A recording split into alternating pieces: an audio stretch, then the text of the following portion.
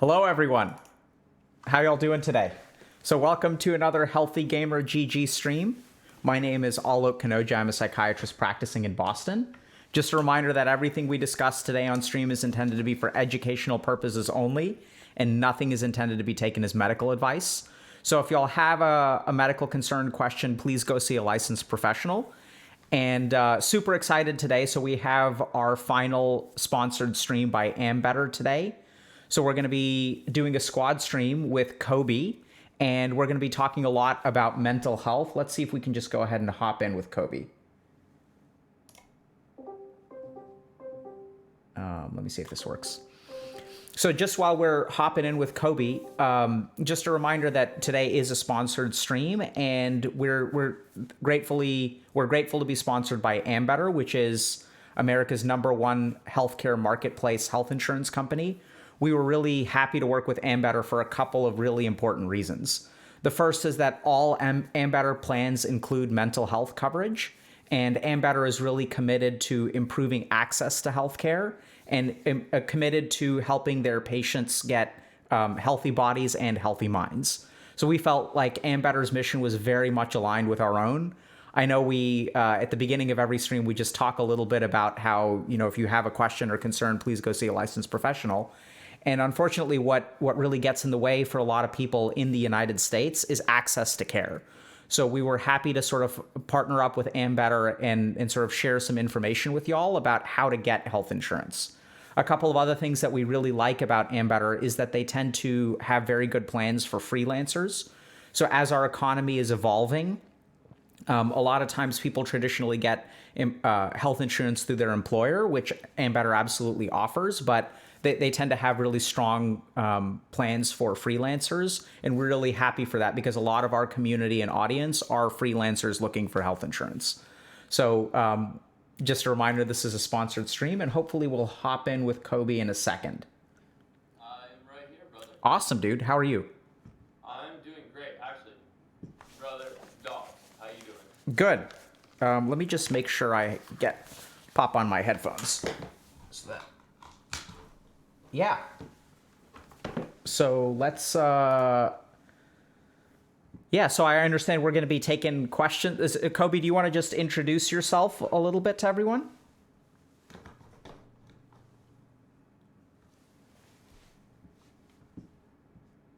Basically, Apex Legends. That is pretty much what I do. My camera is kind of doing something weird, but so pretty much I just play video games, and it was until a couple of years ago where, I really wanted to help people that are going through, mental health issues, whether it be, ADHD, whether it's minimal anxiety or severe depression, whatever the case may be, helping people not only made me feel better, but it's just something that I've always wanted to do because my family has all dealt with this, including myself, with severe depression and leading up to, the rock bottom. But seeing that firsthand and, it really pushed me to want to make people, you know, happy, because people, especially men, like to think that it's not okay to have emotions. I don't know why it is, but because, you're a male, a lot of people think, hey, he can't have these emotions, but that's what, kind of builds up this,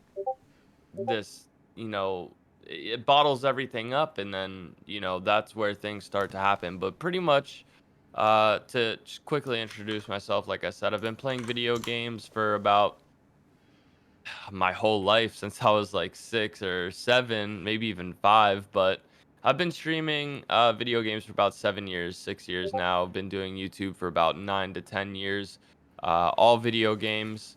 Um, and like I said, just as of a couple of years ago, I really took the step into really personally knowing my community and helping them when, they have no one else to go to, because there is people out there that, don't have anybody to go to. So Wow. Yeah. So, Kobe, what I'm hearing is that you've had your own personal journey with mental health. It's been a really important journey for you, and now you're really dedicated to helping other people through their journeys. absolutely. Awesome, man.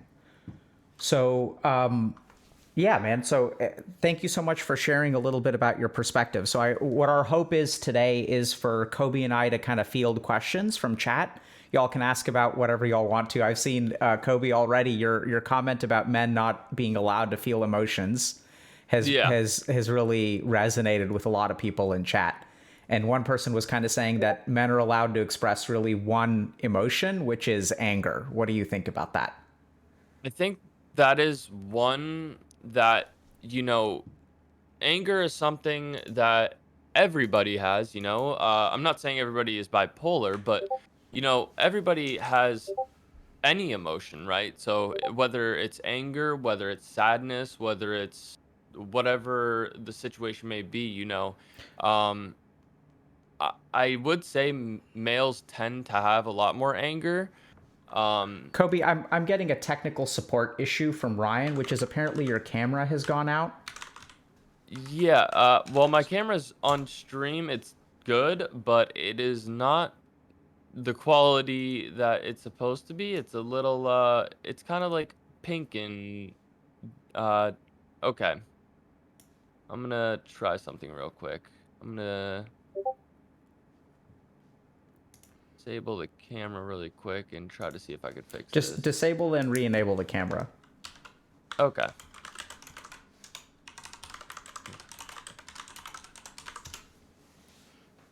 Yeah, I don't know what that was. That happened when I tried to put my camera on Discord.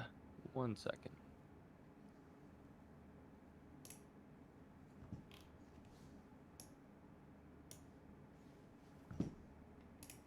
Okay. Um,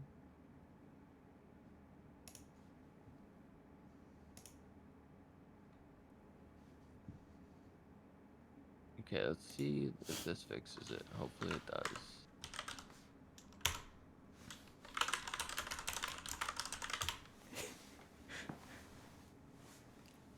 All right, so hopefully we'll get this going in a second. Yeah, I do apologize for this. This has never happened. I don't know why. Um,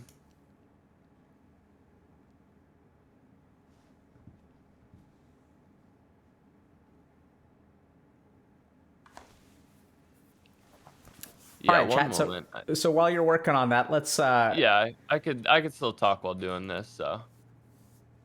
so some people are kind of commenting about just anger being used to cover other emotions. So we can Yeah, talk. of course. Why don't you, if you're working on the tech support stuff, Kobe? Why don't you just take a minute to do that and Okay, just get that up and running, and absolutely. I can kind of talk about this. Okay. So I'll take this one, and then maybe we'll kind of hop back into a conversation. Yeah. So, in my experience, generally speaking, a lot of people, especially men, will feel one emotion very easily, which is frustration or anger. And frustration or anger are what I call umbrella emotions that sort of cover other emotions. And oftentimes, if you kind of follow the anger back to its root, so you can do this by asking someone, what are you angry about? And then it'll kind of like go, if you ask that question and you kind of follow the anger back to its root, you'll find that there's some kind of other emotion there. Oh, bug.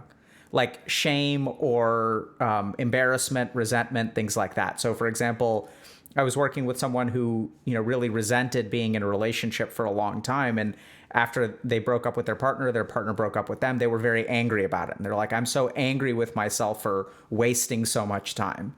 And so if you're thinking Absolutely. about being angry with yourself for wasting time, what is that? That's like resentment, right? That's a good example of like what resentment looks like. Yeah. Yeah, and I'm I'd seeing say that. your Yeah. camera seems to be We, intact. You may just want to fix yep. Yep. the I got it all taken care of.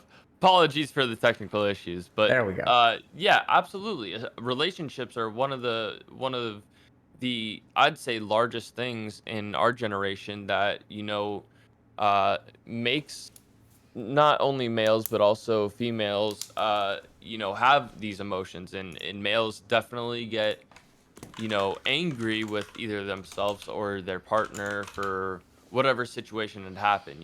If someone were to, say the female was unfaithful, then the male would, obviously be very frustrated and angry and have that anger, towards whoever was involved, So that is, definitely 100% a thing. Yeah. So I think we've got a question from chat. So Prime Gaming Jack Farsity asks, how can I breathe better during my day-to-day life? Any cues or things to think about to decrease anxiety when I can't meditate? Um, Is that Honestly, something that I do, which I learned recently, I'd say about maybe 5 years ago or 4 years ago, when I was having panic attacks, about 3, 5, even up to 6 panic attacks a day. I'm talking 30, 45-minute long panic attacks. Um, One thing that helped a lot was finding my breathing technique. Now, my breathing technique might not help for, somebody else, but the same thing with my mother. She developed having panic attacks from trauma recently, and she wouldn't admit that it was a panic attack that she was having, but once she accepted it and began to realize that long, deep breaths in certain patterns will help decrease that, because during these anxiety and panic attacks, you have your heart palpitations, you think you're nauseous, you think you're gonna die during panic attacks, and it could be as severe as that or just minimal anxiety in general. Just breathing can do so much. It could even release pain or any tightness in any spot of your body, Breathing in, say you have stomach pain, because your mind and your gut work very alike. So, if you're going through anything mentally, being able to have a breathing technique is a very good coping mechanism to kind of minimalize what you're going through. Yeah, so I think like Kobe said, discovering what breathing technique works for you is really, really important. So there are a couple of things to just understand, like kind of scientifically. The Yeah. first is that generally speaking, the length of exhalation is going to correlate with the speed of your mind. So if we think about the moods that we have where we're rapidly exhaling, those tend to be very, very active moods. So if I'm angry, if I'm excited, if I'm aroused, like all of those, well, actually, aroused is going to be a little bit different. But if I'm Yeah. angry or excited, I'll have rapid exhalations. So if you want to calm down your mind, generally speaking, what you want to do is reduce the length of your exhalation. The second Hmm. thing increase the length of your exhalation. Yeah, long and slow. Absolutely. The second thing to recognize is that the relationship between mood and breath is reciprocal. So if I feel a particular way, mood wise, my breath will compensate and it'll sort of adjust my breathing. The cool news is that it's a two-way street. So if you actually slow down your exhalation, then your mood will actually alter as well. And so I would say that, we teach alternate nostril breathing a lot. So I think alternate nostril breathing, or now it's sort of being rebranded as cardiac coherence breathing. So there are more studies on that technique. It's the same thing. But when you kind of alternately breathe through each nostril, that's been shown to really slow things down. And I found it very, very effective for patients with anxiety and panic attacks. Absolutely. For me personally, long, about 10 seconds, and slow through my nose, and then out through my mouth for 10 seconds. And I mean long and super slow. So like almost to the full capacity of your lungs, depending, on if you're a smoker or not. Obviously, if you smoke and you can't hold 10 seconds, you can start to work your way up there, or even if that's not your technique.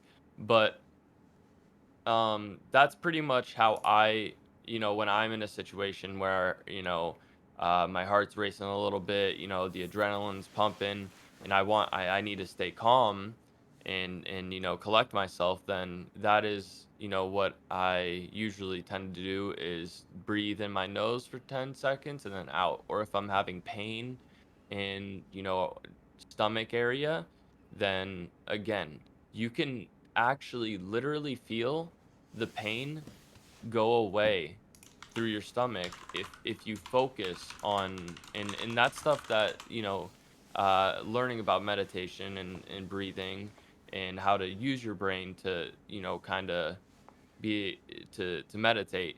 You can literally take the pain away in your stomach. Now I'm not talking physical pain, I'm talking inner pain that you feel due to, mental illness.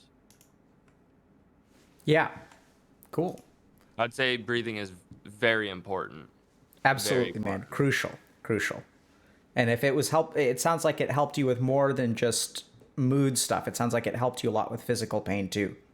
Absolutely. Yes. I do have I'm diagnosed with a stomach disease. It's called functional abdominal pain syndrome. So yeah. So, when that gets, a little out of hand, it also can help with physical, but it's not going to take it away, but it will help minimalize it and make it little bit more manageable for you to go on about your day and not have to worry about it.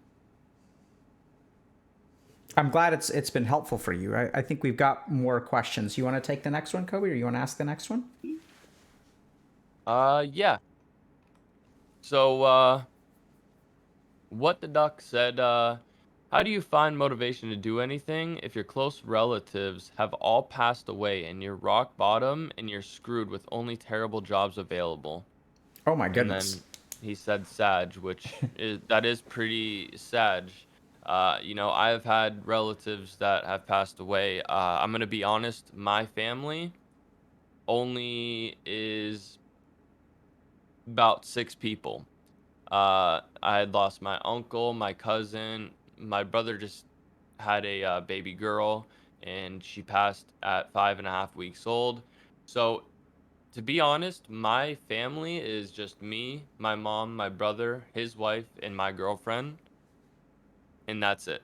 So, I mean, I, And I wouldn't say I have I wouldn't say I have nobody, but, when you're at rock bottom, you tend to think about a lot of negative thoughts, and you want to try to stay positive.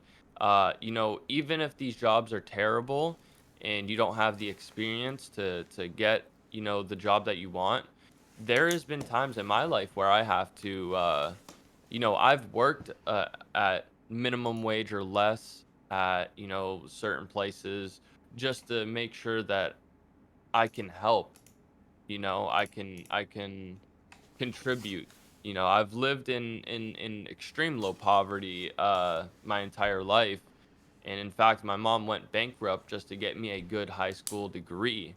And then we had to go live in a $3,000 trailer for, years. So, um, for that question, even though the jobs that are available and they're terrible, you can either try to find one that you can actually,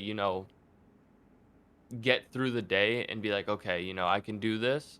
Or there's also a lot of ways to um, make money by yourself. Now, with COVID, it's kind of a little rough, but there was a time where I would go on, Marketplace, all these places where people sell stuff or trade stuff.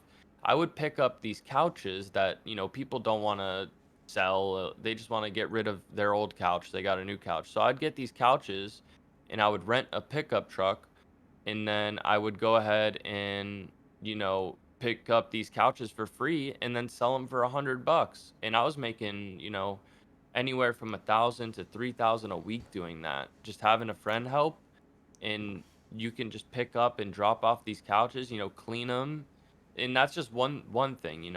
People, you can do a lot of things. That's just an example, of course, but I Sounds mean, like if some hustle.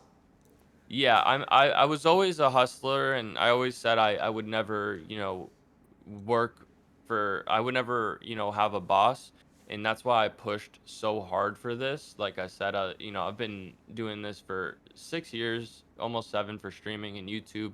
I've been doing it for 10. So, over 1,000 uploads. So I have put, my all into this. And So, Kobe, what advice would you have for someone who you mentioned that sometimes things get like, you have negative thoughts in your head, and this person has lost their close relatives and kind of feel like they're at rock bottom? What advice would you have for them? when you're having these negative thoughts in your head, now I watched a video, and this might be, it might sound stupid, but this helped me a lot to kind of understand. So when you're having these negative thoughts in your head, um, what the video said was, imagine you're sitting on a very busy road, um, and the cars going to the right are your positive thoughts, and the cars going to the left are your negative thoughts. When these thoughts are going through your head, you want them to just go through and pass, because if you hold on to that negative thought, then you know then you're going to cause a 5, 6 car collision in your head, because you're going to be thinking of just the negative, the negative, the negative. And you really want to try to find a positive, and get away from the negative, because the more negative thoughts that you have, the harder it's going to be to pull yourself out of the rock bottom, because you are the only person that can, you know, get yourself out of that situation. If you have family, or if you don't, or if you have loved ones, if you don't, no matter what, even if you have a good support system, you are still the person that has to make that decision, that you want to, you know, not grasp on these negative thoughts, and you want to let them just flow through your head.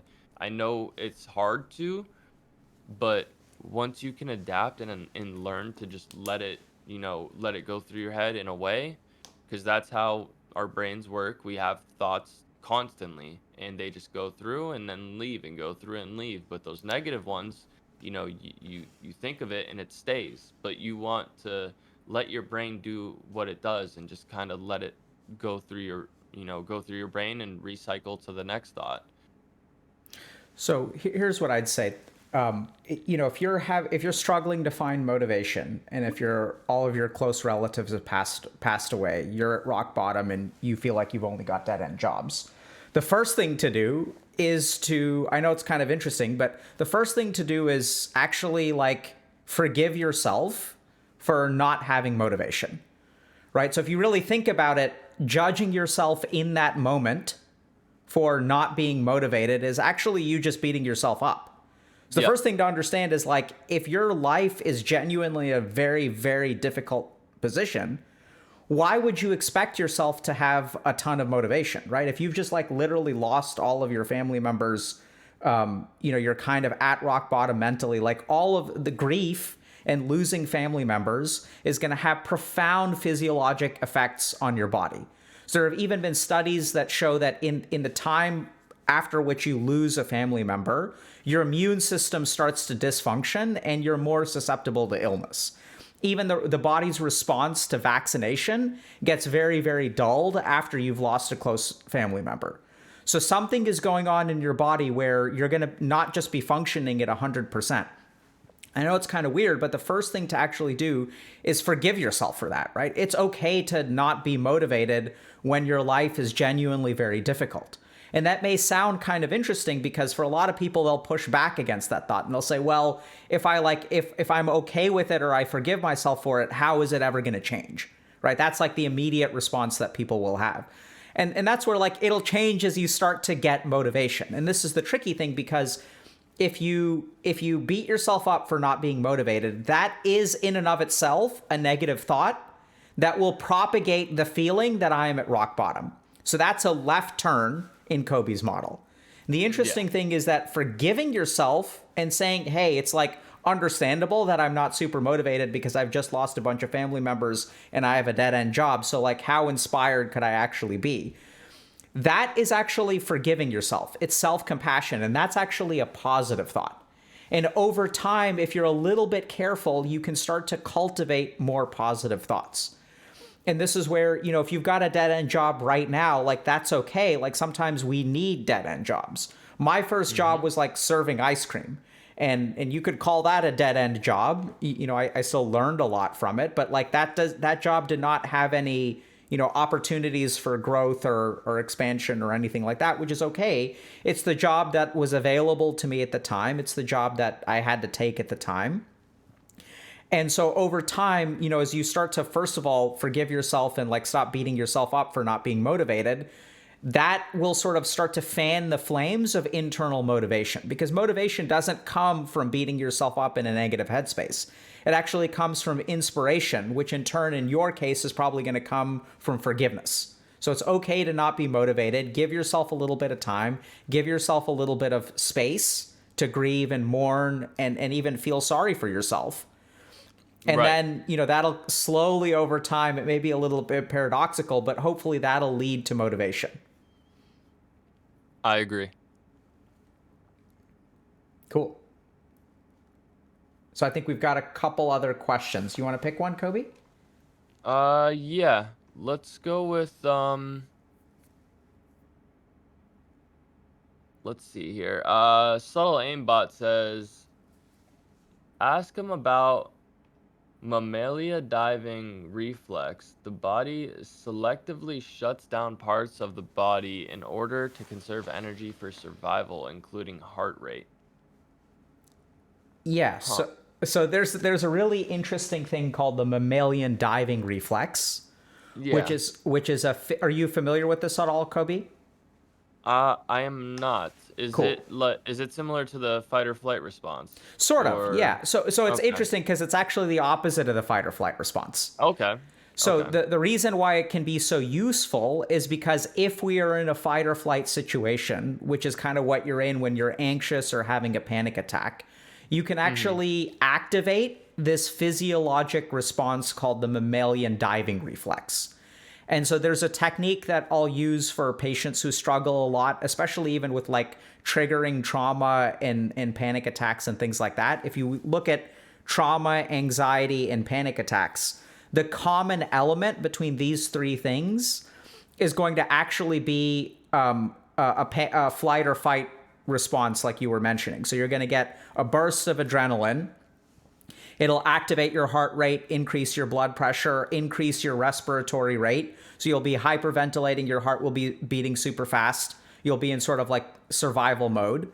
And the cool thing is that mammals have a diving reflex, which is that when we go underwater, something triggers that actually slows down our respiratory rate, right? Because we're underwater and we don't want to be rapidly breathing. As a result, slows down our heart rate and actually stops sort of that fight or flight response. Now, the mammalian diving reflex is called the mammalian diving reflex because it tends to get triggered by going underwater. Now, a lot of us don't actually have access to, you know, pools of water that we can jump into every time we have a panic attack.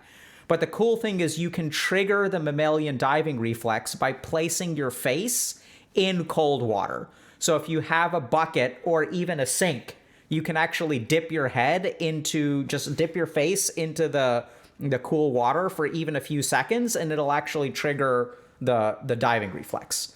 So a powerful technique that I use on when I was an inpatient psychiatrist and working with hospitalized patients was we would have ice buckets that patients could go and dip their face into, and it would trigger, it's called ice diving.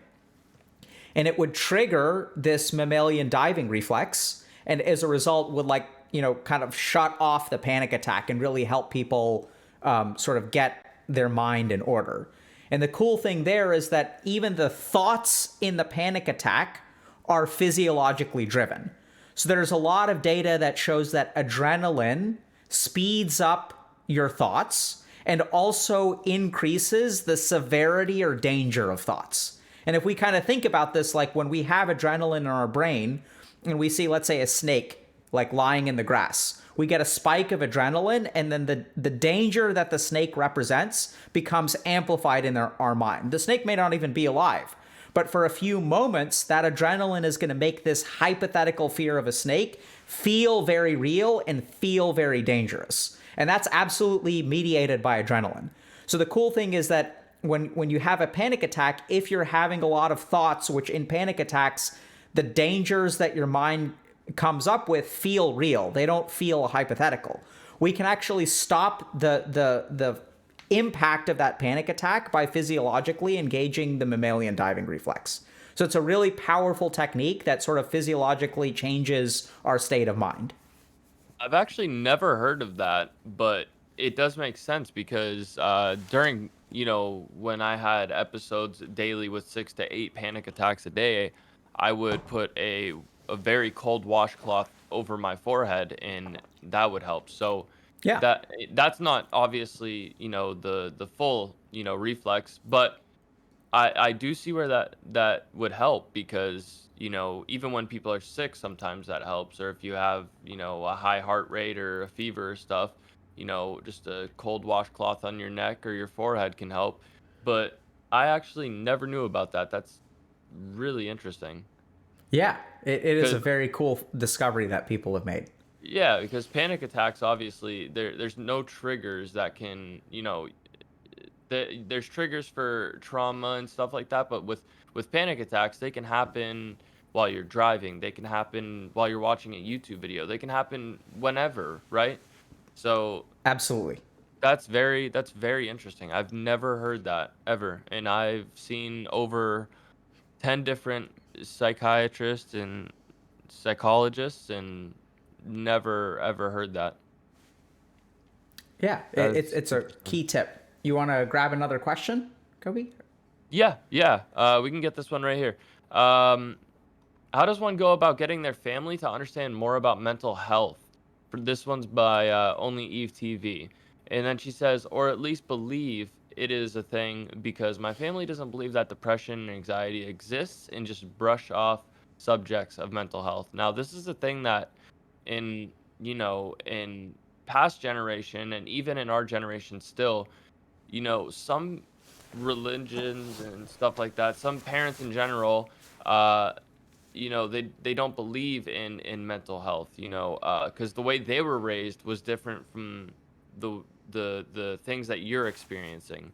So, a lot of families do kind of say just toughen up, get over it, that type of message, but um, you know, it's really hard for your your family to understand what you're going through because you know everybody has their own story, their own, everyone's a different human. So to to show someone who's never experienced mental health and to try to explain to them, the feelings that you're feeling, that it's nonsense to them. They think you're crazy, but you're not. And it's really hard, especially when you don't have a support system or someone to talk to when you're going through depression and anxiety, and your family's just telling you no, like, get over it, it's nothing, like, you're fine. Like, I feel bad for those who have to go through that because mental health is I mean, it's only increasing more and more every single year. People who are experiencing mental health, and it's crazy how a lot of parents don't don't understand the depths of mental health. Yeah, so Kobe, I'm a little bit curious when I understand that you have had some struggles in the past, and how did people respond to you? I mean, were they understanding, or how did you manage Um, that? so at first, so I had to figure it out myself. My first experience was I had depersonalization derealization, or DPDR. Um, I experienced that, and that is something like we mentioned. It puts you in a fight or flight response. It's like you are not real. Some people would say it's like you're watching your own body, like you're detached from your body. Um, and when I experienced that at 13 years old, it put me into a panic attack, and I didn't understand what was happening. You think you're dying. A lot of people think you're dying, and it puts you in that fight or flight response mode. And that's what first happened to then bring into the anxiety and start to build And up Kobe, what how had did happened. people treat you? Did people seem to understand what was going on, or did they sort of? They just thought that I was, you know, just tired. They thought I was just tired because what I do, and I think a decent amount of people do the same. When I'm having a panic attack or a DPDR episode, I would, force myself to sleep. Right? I would lay down, close my eyes, and just hope it goes away. Hmm. So that's what I did, and, when I didn't explain it to anyone until I actually learned what it was called. So, with Googling the symptoms for years, I had no clue what it was, and it took me until I was 17 to understand that it was depersonalization, and I wasn't the only one that has, had that, happen to me, and it's a very scary feeling to go through, and, So you know, I'm hearing once that people sort of didn't really understand. You didn't understand what was going on. People around you didn't understand what was going Yeah. on. They thought it was just you being tired because you Yep. discovered a way to cope with it, which was kind of like laying down because you didn't know what else to do. Yeah, exactly. So, Yeah, and then eventually I told my mom about it because it's just me and my mom. My dad had split. They split when, I was 12, but so my mom is like my sidekick. So I told her, around when I was like 16, 17, uh, that I was going through these things. Now I had seen a psychologist, but I seen him as more of a therapist at first because that's what he was at first, and then he became my uh, psychologist now. But I seen him, and I told him my full life story, which I'm obviously not gonna go into sure. details, but he was like, wow, like he was in shock of what the things that I've been through. And I'm not trying to say that to be like, oh, I had such a bad life, but you know everyone has their own story. So that's when I first was seen, and it felt good to know that someone else understands that I'm going through something mentally. And I thankfully didn't have the trouble of the ones around me not understanding mental health Okay. because So then maybe I can jump in and kind of talk about that yeah, if that was yeah, something that. So what I'm hearing is absolutely. that you actually, one of the things that you can be grateful for is that people actually did understand you. So Yes, and so the reason of that is due to my mom's medical issues. She has mental health issues as well. So, okay. you know, So that was it easy for me. in the event that people are not in a similar situation. So I believe the question was, how do I talk to my parents about mental health if they sort of don't believe in depression and anxiety? So this is where, unfortunately, it's a little bit tricky, but I think I've helped a lot of people kind of through this process. So here's the first thing that I'd say: set your expectations. So there's a saying in my native language, "Pes agar bhagvat," which means reading the Bible to a buffalo. So it's not necessarily about the Bible or any other religion. It's just sort of this idea that there's certain situations where what you say people are not open to listening to. So the first thing to understand is, are the people that I'm talking to, is explaining mental health to them going to be futile or not? Like, are they open-minded about it or not? So Right. first thing you've got to figure out is like, are they willing to listen or not? Because if they're not willing to listen and you make that judgment, and a lot of people are very reluctant to accept that, you're in for like a world of hurt. You can still work on them. So we'll kind of talk about that in a second. But the first thing to determine is, are they open-minded about it? If they're open-minded, you can kind of share your experience and sort of say, hey, this is like what my life experience is like. What do you think about that? But if they are closed-minded, I would start not by explaining anything, because they're not ready to listen, right? They're not ready to like actually hear. Or when you've tried to talk to them, they've like countered what you've said instead of like trying to understand your perspective.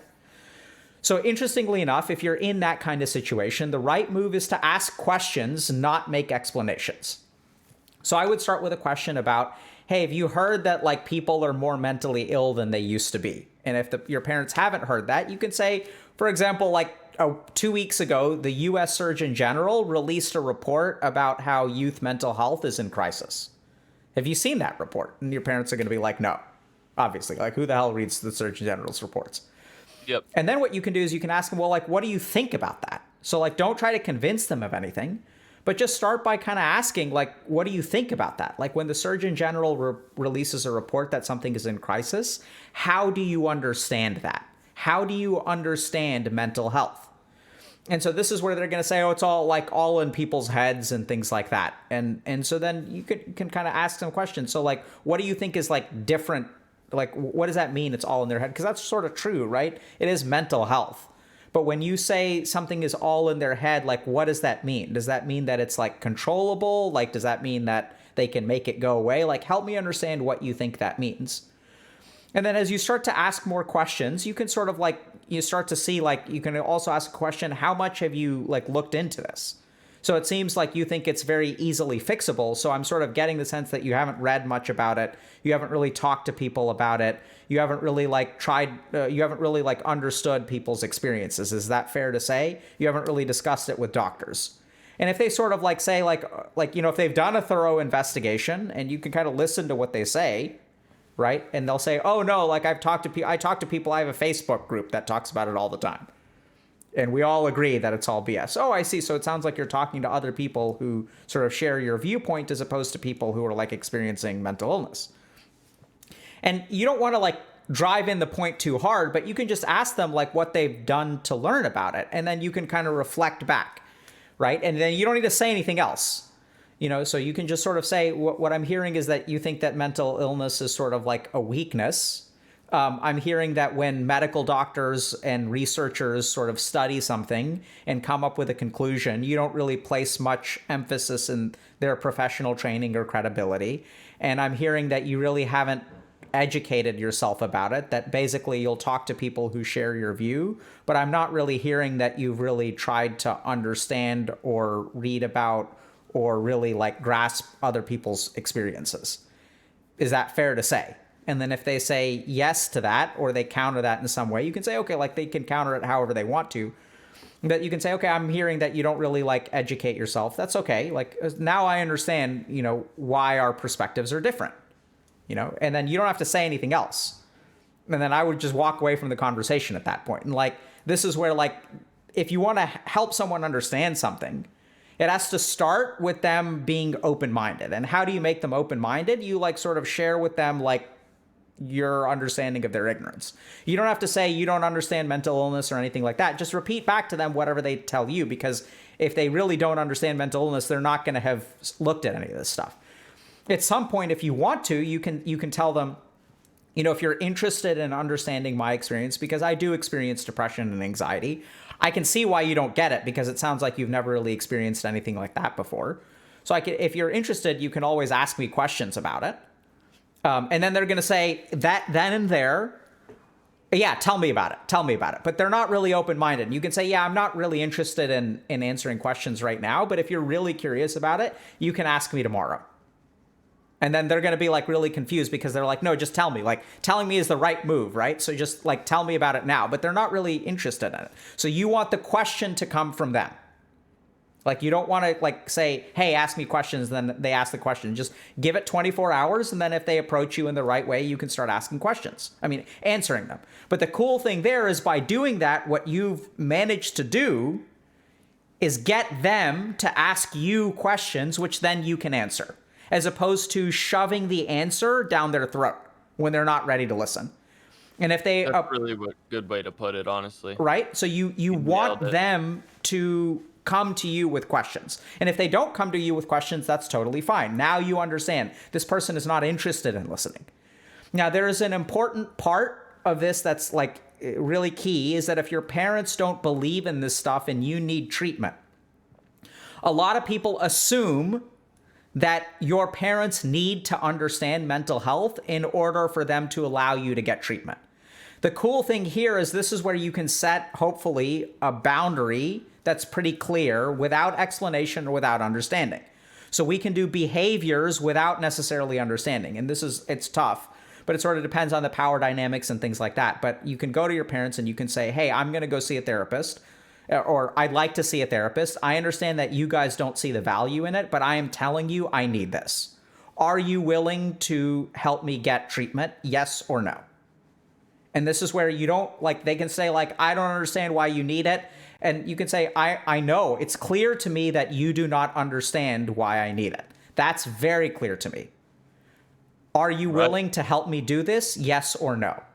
I don't need your understanding right now. What I need is your help. Are you willing to help me? And if your parents say no, then you're kind of SOL.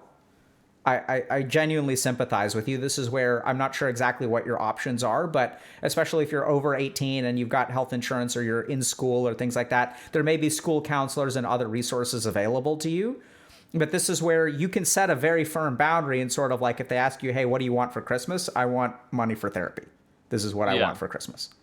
I think honestly, to jump in really quick, if you absolutely cannot get to see a therapist or anyone, I think even just, you know, there's a lot of like things out there, apps and stuff that can provide almost the full therapist experience, and even YouTube videos can help with that as well. You know, I've watched a lot of videos that have helped me meditate in the beginning, and you know, there's a lot of stuff out there that you can ask them for money to save up for something to an app or something that can provide these things that could help, anxiety, depression, stress, relationship, loneliness, forgiveness, stuff like that. I mean, that would be like the last thing, but Well, so Kobe, I'd like to kind of clarify a little bit. So when you say yeah, the therapist experience,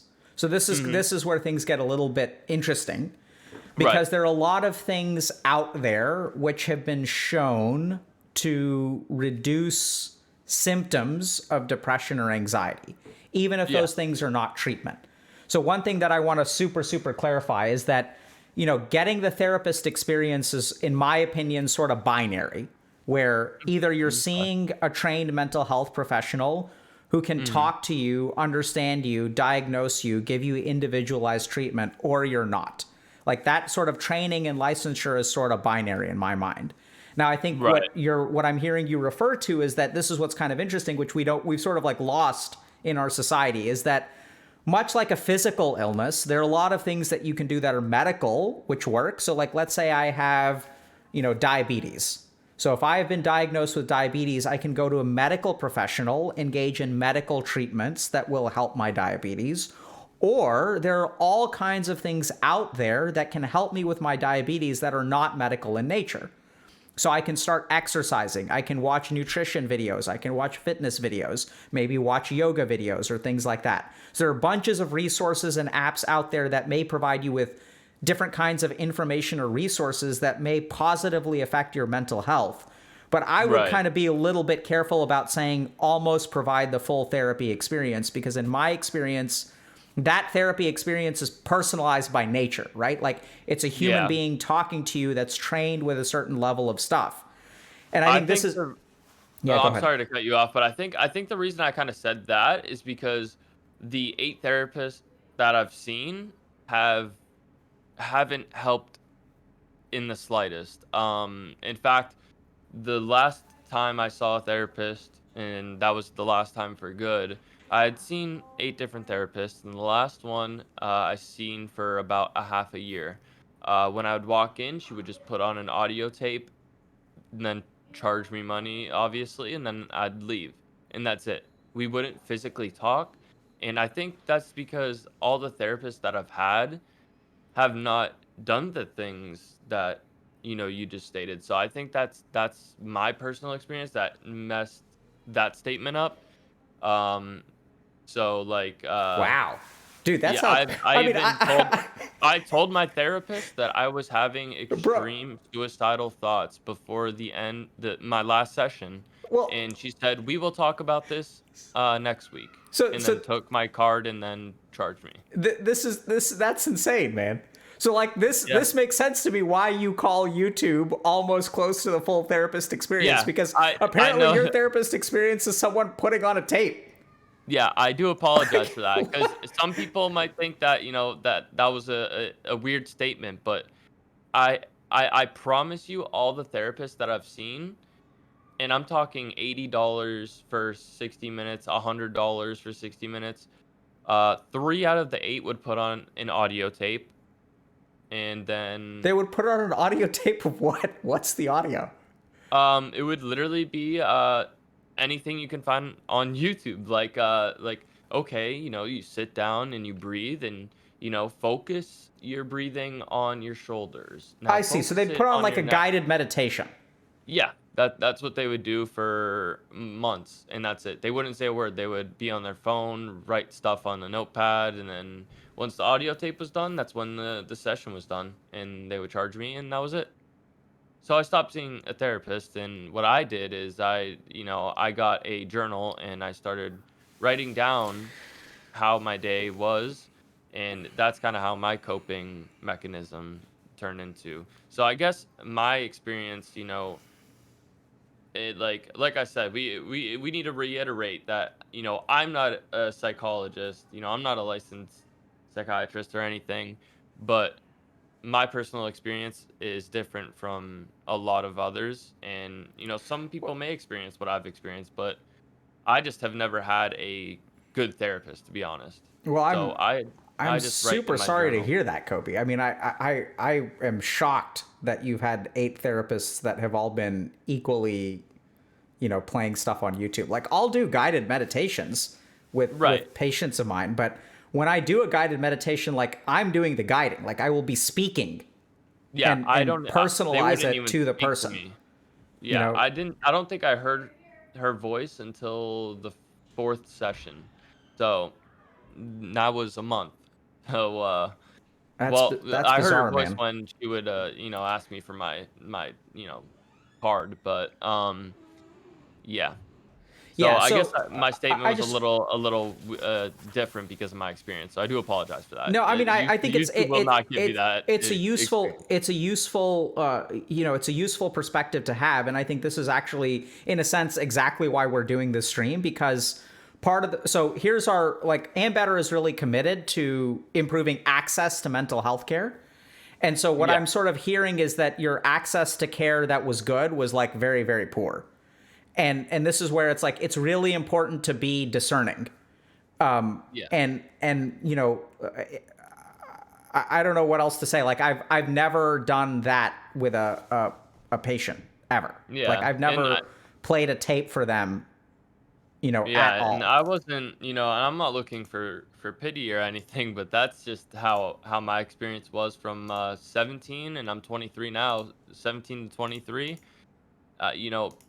People would say, "Hey, go try seeing a therapist," and I'd see one, and you know, it was just not good at all. Like I have never had a good experience, so um, that made me then feel like, these therapists are, just doing it for the money, that's their job. But then there's the therapists that do care. There could be a therapist where I live that, would help me and truly cares, but, I feel like most of the therapists I seen were just doing their job and, trying to feed their family. I'm sorry to hear that. Well, it sounds like they weren't doing their job and trying to feed their. They were Well, trying to feed, they yeah. didn't do their job. I could find. I'm sure I could find the audio tapes on the internet. But So I noticed we've been on this topic for a little while, and I see that yeah, we've got a lot of good questions. Let me see you if want to grab one? sure. So I see one with your name. They want your opinion. okay, go for it. From Trash, he says, Trash Mercer. He says, I'm just super curious on Dr. K's opinion or suggestions to help with the stress and overwhelming feeling you get being a single parent and trying to balance life and kids and mental health. So all that. Oh boy, so this is tough because I think I'm gonna. For some reason, my autofocus is wonking out. Let's see if it works. There we go. So if you're a single parent and you feel super overwhelmed because you're trying to balance life and kids and their mental health, I think this is the kind of thing where like the pressures to raise a child in today's day and age are not designed to be done by one person. And I don't even know that they're designed to be done by two people. So this isn't just about being a single parent versus an intact household. I'm not blaming you for being a single parent, but like this is the kind of thing where kids just need a lot of a lot of attention. And there's a saying that it takes a village to raise a kid. And if we look at how human beings have evolved, it really has been in a very community-centered environment where there's like a lot of interaction.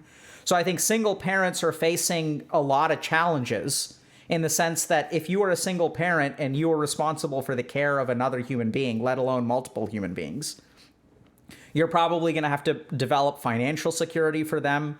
So that means you need a job. There's like all kinds of like household tasks, which like a household needs to run, right? Like you need to get groceries, you need to cook, you need to clean, you need to do laundry.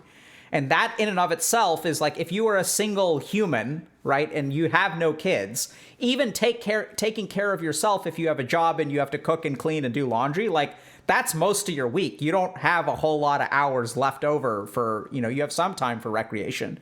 And then on top of that, if you're a parent, like your kids are going to need, they're going to need to be woken up every day. They're going to need to be, prepped for school. They have to have help with their homework, help with like tests, making sure they study, making sure they don't play too many video games. Like in addition to dealing with their own depression and anxiety and things like that. I just honestly, I think it's like too much for a single person to handle.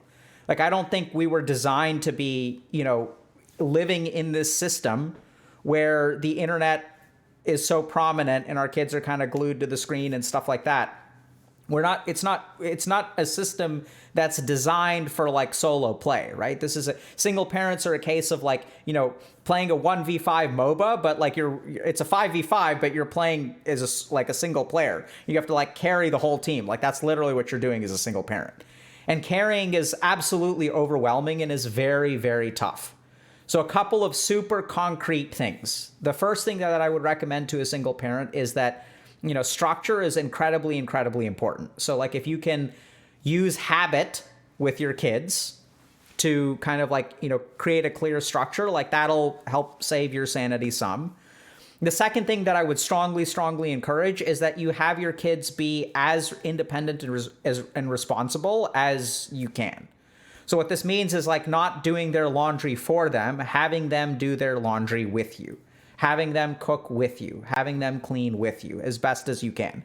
Now, this is going to be tough because depending on how old your kids are, either they're not going to know how to do it, right, if they're like 2, or they may not be very helpful if they're 6 or 7, or if they're teenagers, they're not going to want to do it. So that's like really, really tough.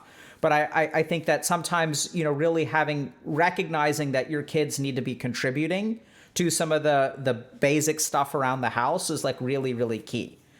The next thing is once you've done those two things, hopefully you've got a little bit of time left over.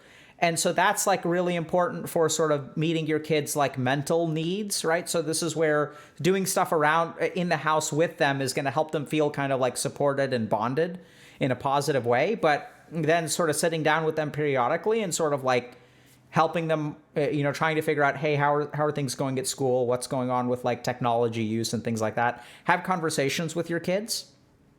And the last piece of advice that I have for single parents, and this is kind of weird, but it's okay for you to have needs. So it's also okay for your kids to understand that you have needs. So we're not saying that they should be responsible for your needs, but it's okay for your kids to understand that you have limits, right? Like you can't be like staying up till midnight every night and waking up at 4 a.m. to like pack their food and do laundry and things like that. There are times where your kids need to recognize, and this is important for healthy relationships as well, that for your children to grow up understanding that other human beings have needs, that parents don't need to be an endless source of patience and love and whatever, right? So you're allowed to like have needs, you're allowed to feel emotions. You want to try to express those emotions in as healthy a manner as possible, but you don't have to be perfect. You don't have to be divine for the sake of your children. And I know it sounds kind of weird, but I think that's actually healthy for your kids too. Because if they grow up with a parental figure who is unconditionally available, unconditionally patient, is divine in nature, one of two things is going to happen, both of which will screw your kid. One is they're going to look for that in a partner, right? So when they like start dating, they're going to look for a partner to have no needs whatsoever and sacrifice all of their needs for the sake of your kid, because that's what your kid grew up with. The second thing is they will become that for someone else. Now that's super tricky because on the one hand, it could be awesome because your kid is so unconditionally patient. And if they find someone who is equally unconditionally patient towards them, that's going to be the best relationship in the world. But if they find someone who takes advantage of their unconditional patience, because what you have taught your kid is that it's not okay to have limits. It's not okay to ever say no. You should always cook, always clean, always do laundry. What you could really get is them winding up with a parasite for a partner. And why do they think that that's normal? It's because that's what they grew up with, right? In a relationship, there is one sacrificer and there is one beneficiary of the sacrifice.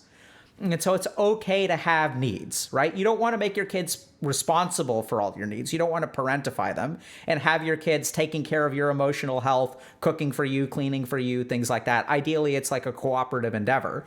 But it's okay to let your kids know that, you know, mommy or daddy needs like a little bit of time today. And I'm sorry, I don't have time to like do this thing for you. This is enough now. Mommy or daddy is getting upset. Y'all really need to start doing your own laundry. This is unacceptable. It's okay to set, have some needs yourself and set good boundaries. Not sure if you have anything to add, Kobi.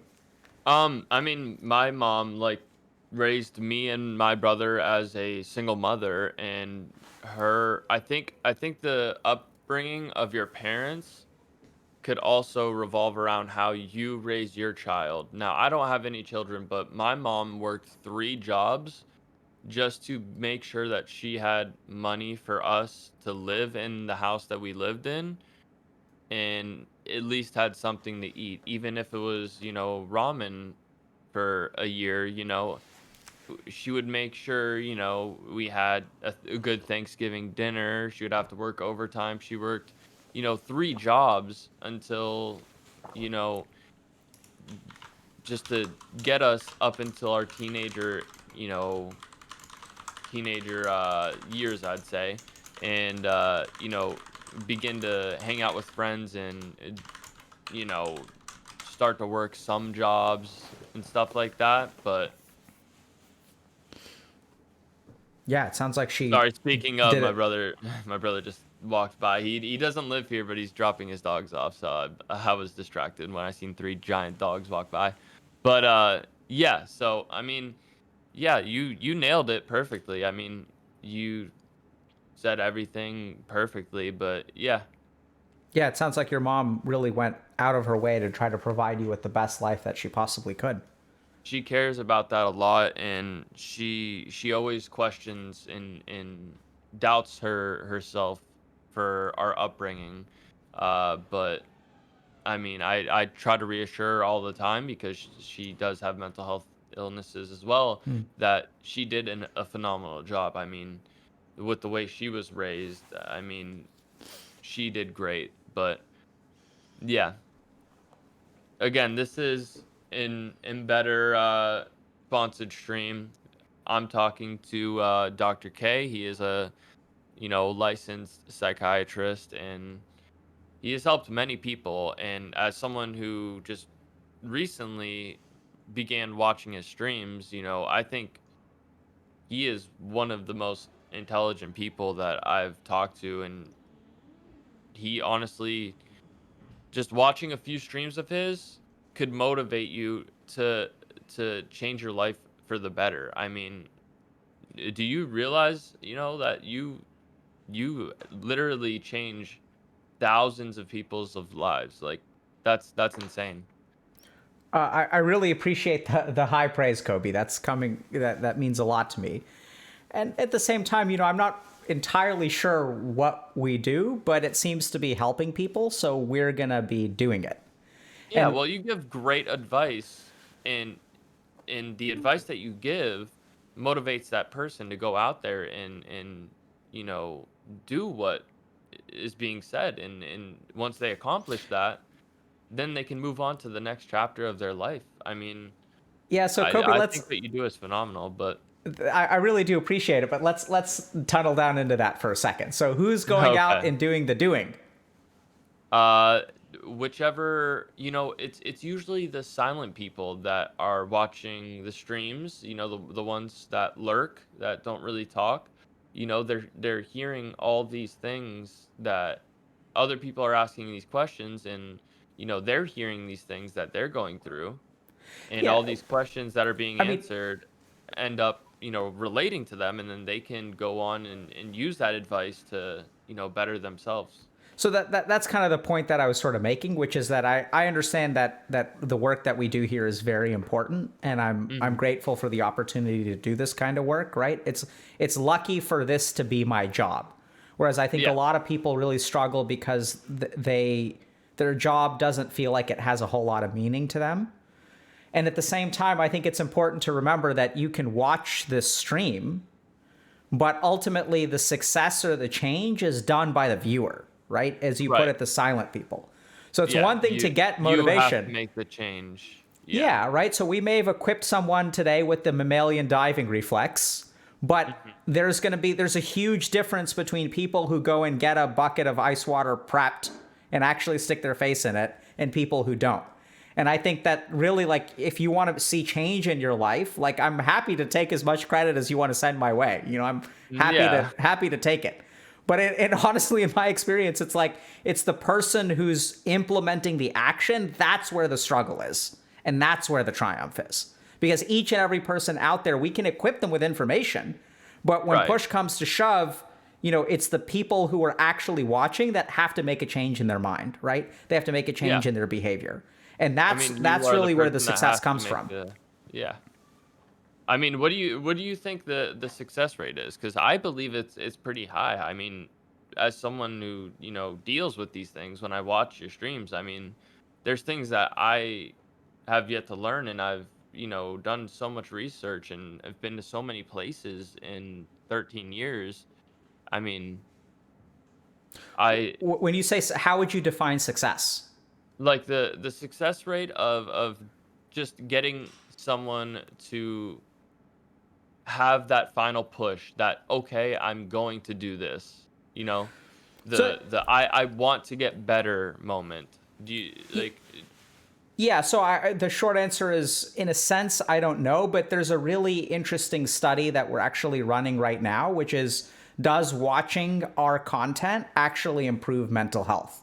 Because what we're detecting in our population or in our community is somewhere between a 10 to 11% improvement in mental health just from watching our content. So this includes like reductions in like depressive symptoms, anxiety symptoms, things like that. The I really think it will help people, go on and go see someone, when they were prior, they were, not sure if they wanted to, but after, maybe they do go see that person. But yeah, we can continue with the question. Sorry, I yeah, just wanted to just say, I appreciate what you do, and cool, man. Well, thank I you very really do much. appreciate it. Um, we got a few questions here. Do you want to grab one, or do you want me to Sure, grab I one? can take one. So Okay. let's take one. So how do you deal with boredom? I feel recently like many things aren't fun, but I also have difficulty focusing on things, so it's hard to begin enjoying things. So how do you, if you're bored and you have trouble focusing on, so like, let's just think, let me put the question to you this way, Kobe. So let's Yeah. say I'm someone who's bored, and normally like the antidote to boredom is to like go and do something, right? But if Yeah. I have difficulty focusing on stuff and I'm bored, how do I navigate that? What do you think? Um, I mean, there's a lot of times where I'm bored.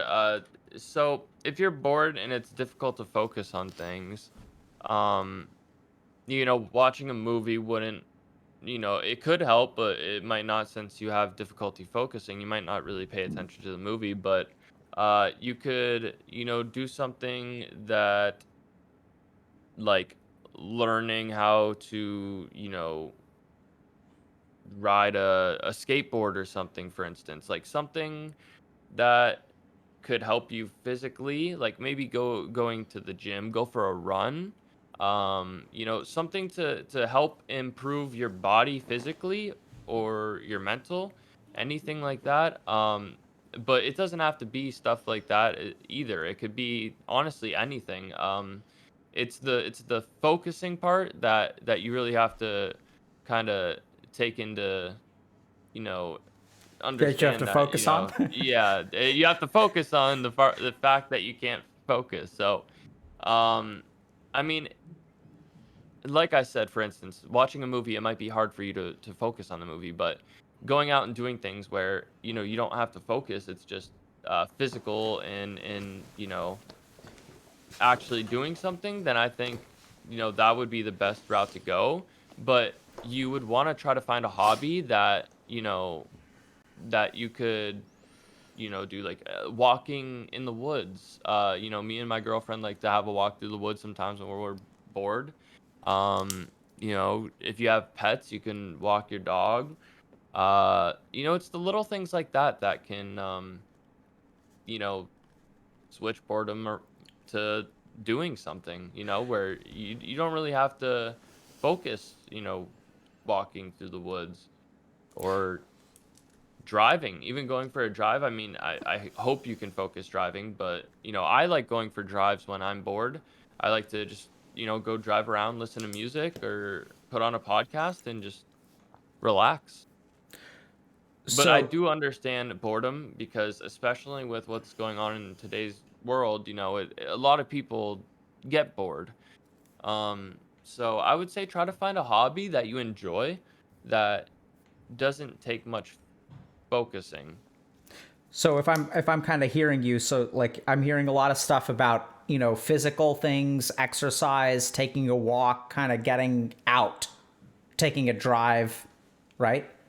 It's Yeah. I think those are Yep. those are all excellent solutions, and it's interesting that you came up with those things as opposed to, let's say, reading a book. And I think there's a Reading a interesting. book is awesome, but sorry to cut you off, but I also have trouble reading books because and I always have since I was a little kid. I mean, for some reason reading it's got to be a big font and I have good eyesight. It's just all the words that are such small font put together is really hard for me to follow uh the lines, on a book. It's really hard for me to read. So something like a Kindle or something like that is a way that I would read. I do read, but it's usually bigger font things or just something like audio books or something. Because books actually do help a lot. I mean, reading is it's a Yeah. good hobby. You learn a lot from it, and you know, I think it's a good thing to do. But I have difficulty focusing on reading. But So I think I have sort of a slightly different answer that is oddly enough yeah, going to end up in the same place that yours is. And I think it's interesting how you kind of got there sort of instinctively. But so Enzo was asking a yeah, question. If I'm bored and I have difficulty focusing, so it's yeah, like hard to begin enjoying things, like what do I do about that? So we have a saying at HG, which is good diagnosis precedes good treatment. So before you start jumping to solutions, which I think Kobe ended up with the right solutions, but before you get there, let's start to understand why you're bored and you have difficulty focusing. So this is a particular combo that is like really, really difficult to deal with, right? The boredom plus difficulty focusing. Boredom and difficulty focusing is really tough. Yep. That is really, really tough. It's really tough because normally the solution to boredom would be to focus on something so that you get less bored. But since you have that difficulty focusing component, you sort of can't solve the boredom. And so then the question is a lot of things out, so you're limited. Absolutely. So then the question is like, what's going on here? Why is this person bored and have difficulty focusing? So this really sounds to me like a classic case of like your dopaminergic reward system being all out of whack. We see this a lot in people who use an excessive amount of technology or other things, including like substance use and stuff like that, where essentially once your dopamine reward circuitry is kind of messed up, what happens is activities that you would normally find pleasurable and would alleviate boredom are kind of numbed out because you have a steady stream of dopamine from like social media or video games or things like that. That's kind of tampering with your dopamine reward circuitry. And if we look at things like, a lot of content consumption platforms and stuff like that, and I think actually Twitch is honestly better in this way than many other platforms because Twitch, you kind of like log on to a stream and then you kind of watch it for a while, right? It's not like 15 seconds of this thing and then 30 seconds of this thing and then 45 seconds of this thing. It's actually more long form content. And so if you have short form content, what tends to happen is your dopamine circuitry gets messed up. And then what happens is activities that you would normally find enjoyable, you have difficulty focusing on. Because the cool thing about technology is that it takes the focusing part away from you. Because it engages you so easily, the person who's creating the content or making the TV show or making the video game does the work of focusing your mind for you. And so over time, what happens as we like play a bunch of video games, our mind doesn't have to learn how to focus because all of the attention grabbing is done by the high octane adrenaline pumping video game. And so if we do that for a long period of time, our brain sort of forgets how to focus. And then furthermore, since something is like bombarding our brain with dopamine, what's going to happen is our dopamine reward circuitry is going to get messed up to where things that are normally pleasurable no longer feel pleasurable because we've been bombarded so much with dopamine. And so this is sort of a situation where, I'd start by like figuring out, okay, why is this happening first? Because you can come up with solutions for boredom, but those are going to be generic solutions which may or may not work for you. So this is where I'd really say start by sort of understanding, is this a situation where, most of my day is spent with my attention being grabbed by something so that I don't even have to focus it. It's the focusing is being done for me. I can spend 4 hours on like social media without a problem. And is the other thing that's going on that I have a very high dopaminergic kind of mental diet. And if I do, then what I'm going to feel is like boredom, or I'm going to get distracted and things don't feel quite as enjoyable. It's going to be harder for me to read books. And then people may wonder, okay, so if that's the case, then what should I do about it? And that's what's so interesting is if you look about essentially like you can do a dopamine detox. Yeah. And a big part of the dopamine detox is exactly all the stuff that you said. Going for a walk with your dog, going for a drive. It's getting away from technology, doing things that aren't necessarily like fun, and you don't even need to focus when you're going for a walk, right? You're just going for a walk. You're going to walk for an hour and your mind can wander into wherever it wants to. But during that time, your dopamine circuitry is going to be resetting. You're going to be kind of absorbing plant aerosols and other good things for mood and anxiety. You're going to start to feel like a little bit energetic and invigorated because you're going to start to get exercise. And there's all kinds of good things that happen in a walk. So like, for example, people don't sort of realize this, but all of the waste products from our legs, our lymphatic flow from our legs, actually gets pumped back up to our heart through exercise. So when the skeletal muscles in our calves and quadriceps contract, what they actually do is push the waste products back towards the heart against the flow of gravity. So what we find when people take walks is that it actually like helps them kind of like clean out even their legs and some of these toxic waste products, which will then sort of get cleansed by the rest of your body, which is what they're sort of, your body can take care of it. The problem is they're all pooled at the bottom of your feet because we're kind of sitting in a chair all day. Yeah. And so there are all kinds of interesting physiologic effects that will also start to compound and will help you kind of feel more motivated, more interested. It kind of gets the blood flowing again. And once the blood is flowing, it's easier to be less bored. I agree.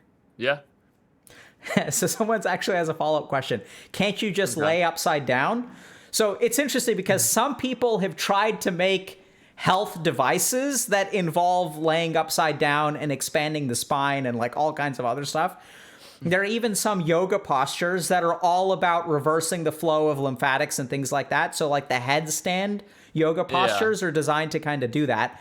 But this is where you can try to artificially lay upside down, but like, are you? Let's just think about what you're trying to do here. I You're trying mean, to you wouldn't avoid be going for. bored. You're trying to avoid going for a walk by like laying upside down to take advantage of skeletal muscle, contraction that assists lymphatic flow. Just go for the walk because Yeah. you're going to get the 1,000 other benefits of going for a walk. You're gonna get some blood flow to the brain, and that's about it. You'll be bored again in a couple minutes. But there's a question here that I actually I want to talk about really quick. Sure. Mixtello Mixtello says, "How do I stop constantly comparing myself to others?" Now, this is something when I tuned into your stream the other day, you were talking about, which completely, went right through my mind. I forgot about personality, that being involved with mental health. People that what's the name of it? Personality where people, are they match their personality with someone that they are like related to, like an artist or something like that. I'm sorry. I'm not quite following. The term for it, Imposter where syndrome? no, where your personality, it's like a disorder It's a personality disorder where you're like a chameleon? where you're like where you're like comparing yourself to a certain person. Narcissism? Or I don't know, but I'll go into the question. Okay. I might be out in a different planet, but so how do I stop constantly comparing myself to others? So no, it's not bipolar. So comparing yourself to others, this is something that a lot of people, um, they see in like rappers or stuff like that. They see these artists, these musicians that make music, and they relate to it so much to the point where they themselves begin to try to be that person.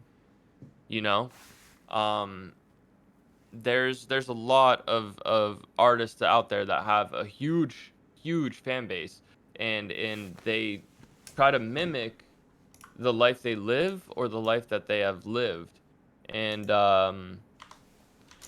you know I would say that, I used to kind of have that situation years ago where, I would listen to an artist and be very related to that artist to the point where, I would kind of, do the things he did or stuff, or do the things they do, whatever. But the way to stop comparing yourself to others, and I know they in this way they mean, um like a larger human, like a famous person or something. uh you just have to understand to be yourself. When did that start, and just kind of go back and reverse what made you change the direction of where you wanted to become this person, you know? So I mean, that's just something I wanted to But cover, because I did have a point where where I like kind of wanted to be just like a certain artist or a certain musician or something like that. So um because I listened to their music so much that it influenced me to do the things they did, and you know even if those things are not good, it could, push you down a bad road. So The best way is to either just stop listening to that music if that's your case, or if you're trying to compare yourself to others in school, the top of the class, everybody, the popular kids. If you're trying to compare yourself to them, just be yourself, and I promise life will be so much more simple. And But I Kobe, what if mean, I don't like myself? if you don't like yourself, What then if you have what if to other people are find, just better than me? well, that's just what life is. There's Jeff Bezos, you got billionaires, trillionaires. There's people that are going to be better than you, and there's going to be people who have it worse than you. So you just have to accept who you are.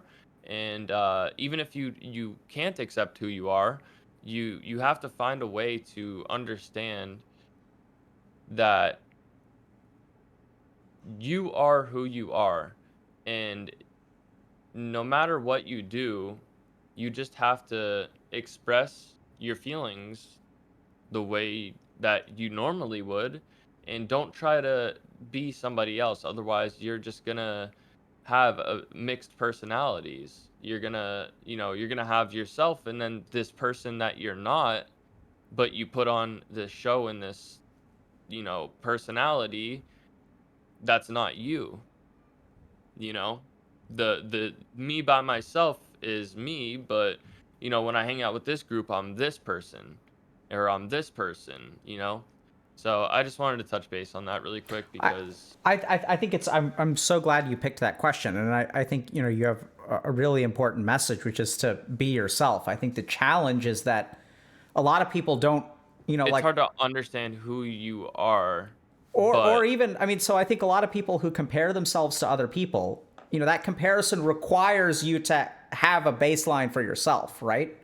yeah, Where it's like you kind of mentioned Jeff Bezos, so there's me and there's Jeff Bezos, and yeah, I don't want to be me, right? right. I I don't want to mean, be unpopular. you could I want to be you could popular. be Elon Musk. You can, but you're yourself, and that's something that you have to accept and be thankful for. Each and every day that you wake up, you should be thankful that you're breathing and you have the day to live. That doesn't really relate to the comparing yourself to others, but No, I if mean, you stop I think it spending so does, right? much So time. I think Okay. what you're kind of saying is that that's the antidote. That, or at least that sounds like the antidote to me. Yeah. What I'm kind of curious about is, have you always felt this way? um so not really. So there's a few musicians, and that's why I think this question came from someone that might have been a musician. So there's a lot of people in my community that think I mean, I did, not personality wise, but I compared myself to an artist who had passed, and but this is more of like it influenced me. So their style, their fashion, I guess you could say, the way they dress influenced me. But that's like a minimal thing. Then it can go further and severe where say that artist does, substances and abuses substances, then you're gonna compare yourself and go down that route. Um, so you if it's a musician, which I think that's what they're talking about, um, just either I completely stop listening to that artist, or you know, Okay. So I'm hearing that if you find yourself making unhealthy comparisons, hmm reducing the amount of exposure to whoever you're making comparisons to is like a good step in the right direction. Is that fair to say? yeah, And because I think Kobe, I agree with most of what you're saying. I think the challenge is that what I'm getting the sense of is that you've done a lot of like internal personal work to learn how to accept yourself and how to right, stop comparing yourself. And I think the yeah, challenge is that for a lot of people, like, my mind makes the comparison whether I want to or not, right? I may not like, I try Right. to think about what I enjoy doing, which is maybe I enjoy like baking and hanging out with pets and building things in Minecraft. But every day when I go to school and I'm sitting alone at the lunch table, I can like all those things, but there aren't dogs around, there isn't Minecraft around, and I'm eating cafeteria food. And I look around me, and what I see is like tons of people who are, laughing and joking and hanging out with each other. And then I find myself wishing, even though there's a lot that I can be proud of, I find myself wondering why I'm not like them. And it could be artists, it could be musicians, right? Maybe I'm someone who's interested in making Yeah. music and I listen to someone else's music and I kind of think that like, oh, I wish I could make music like them. Right. So you kind of pulled the like school lunch kind of thing. School has a lot of mental illnesses for a lot of people, especially if you're new to that school and you're alone. So like you said, you're at a lunch table eating lunch and you see people jumping around having fun, and you want to be that, I think it's kind of hard for me to say because I was the one being like bullied in school, so I can't really be like, I can't really say that I wanted to be somebody else in school. I was myself, and I always kind of just had my hoodie up and just would always like be alone. I wanted to be alone, so um, in that situation, I was the one that, I was myself. I would just have headphones in and put my hoodie up and just avoid everything. Wow. So it sounds like you sort of used isolation as a Yeah, as a cope. yeah. Yeah, And then I'd play video games to escape from reality once I got home. That's pretty much what it was. so I think this is where, if you find yourself comparing, let's try to understand like the nature of comparison, whether you're Okay. talking about musicians or talking about Yeah. stuff at school. So the function of our mind that compares us is essentially, according to like the system of yogic psychology, our ego. So the Yeah. ego has a couple of important functions. One is that it defines our identity. So when I say I identify as, let's say, a Twitch streamer or a doctor or a gamer or whatever, Yeah. that's like a part of my ego. And the other thing is that the ego makes comparisons. So it's not just that I am a Twitch streamer, but that my mind will tell me I am a better streamer or worse streamer, bigger streamer, smaller streamer. So it'll start to make all kinds of comparisons. And so similarly, if you kind of like look at, workplace scenarios or schools or whatever, this person is more popular than I am, this person is less popular than I am. In order to make that comparison, you have to have an identity. So do you all see how like the identity and the comparison are interlinked? Because if I am more popular than someone, then I have to have a certain rank of popularity. So I can't make a comparison without an internal rank of some kind. And so then the next question is, okay, so like if I make tons of comparisons, like what causes the activity of the ego? Right. And this is where ego is the bouncer of the mind. It's the protector of the mind. I know it sounds kind of weird because sometimes it feels like it beats you up. But Yeah, ego no. only activates when you're experiencing negative emotion. So for example, like if I go into work one day and then I get yelled at by my boss, and then I feel ashamed of myself, and then my ego comes out, and then I start becoming egotistical. Who are you to tell me that I'm doing a bad job? You show up late every day too. That's the pot calling the kettle black. You don't even work around here. You just come in here, you sit in your office, you're on your phone and your computer all day, whereas I'm going out and I'm doing work and I'm making sales and I'm doing all this stuff. So that's like the egotistical stuff comes out. But why does the egotistical stuff come out? Because there's an underlying emotion of shame that it's trying to protect me of. Because if my boss yells at me at work, like I feel bad. But the second I get mad at him, the second I start making comparisons, right? Because when I start arguing with him, I'm going to make comparisons. So you'll see this as well if you're in a romantic relationship, where when your Right. partner criticizes you, what's the first thing you do? Criticize them right back, right? You don't listen to Either what they that say. or defend or try to defend yourself and be like, Defend, right? And when you defend, you're going to make comparisons. Like pay attention to that, right? Because if Yeah. your partner is like, hey, you never do the dishes, and your first response is, well, you never take out the trash. So you make a Right. comparison in your mind. And so why is it that we're making comparisons in all of these different scenarios? It's because there's some kind of underlying emotion. So the Right. truth of the matter, the simple, like, kind of like yogic psychology, scientific, by science, I mean, it's like kind of an if-then statement. As long as you're experiencing negative emotion, you will make comparisons and you will be more egotistical. Anyone who has a narcissistic family member will understand this. The second they get attacked, they're going to start making comparisons. I do all this stuff for you, but you don't do anything for me, right? It's always a comparison. It happens with the ego and the narcissistic defense. So how do you stop the comparison? Kind of like, if you want to be really logical about it, you have to deal with the underlying emotion. And let's kind of look at that. Like when I'm at a birthday party or I hang out with my dog, and maybe this is the reason I love dogs, is because like dogs don't make me feel any negative emotion. They make me feel positive emotion. And once I feel positive emotion, the bouncer doesn't need to protect me from anything. And so I don't need an ego. I don't need a comparison. I'm not thinking about other people's dogs or my dog or anything like that. I'm just enjoying my time with my dog. So Right. it all comes down to the underlying emotion that triggers the comparative response.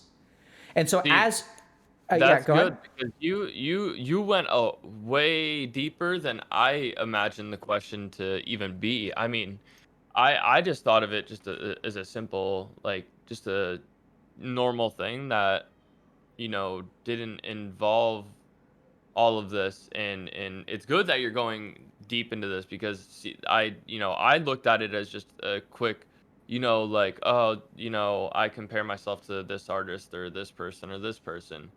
But it's good that, we're talking about this, because then you bring up narcissism and egotistical people, and you can develop that habit. So that's Yeah.